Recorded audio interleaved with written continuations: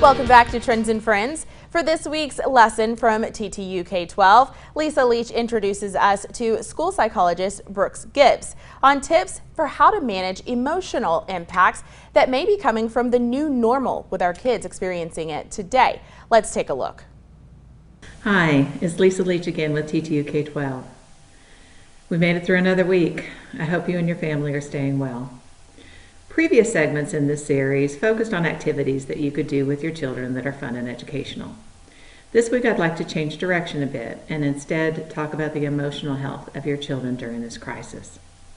When approaching a conversation with your kids, practice share, don't scare. We want to talk to our children in a way that addresses the questions that they may have, but doesn't unnecessarily frighten them.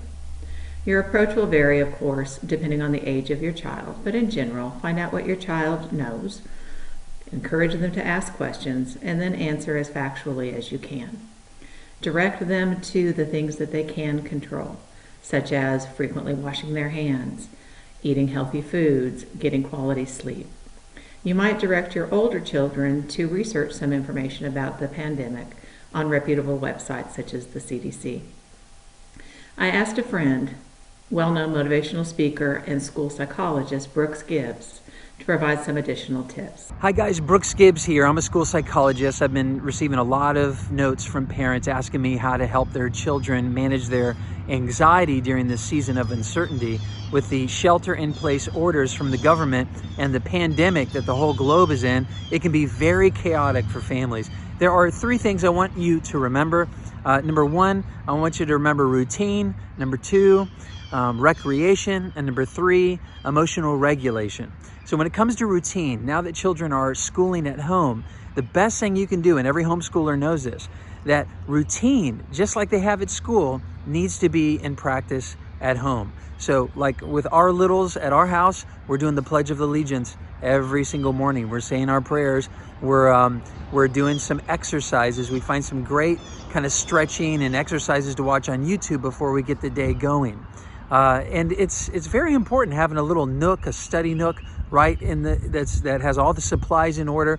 Just try to keep a routine, predictability. That will help really calm their anxieties, knowing what's coming next. Even periods of the day to be different subjects, and even raising your hand, just like you would with a teacher, to receive help. Those help mirror life in the normal world at school. So try to bring that into your home.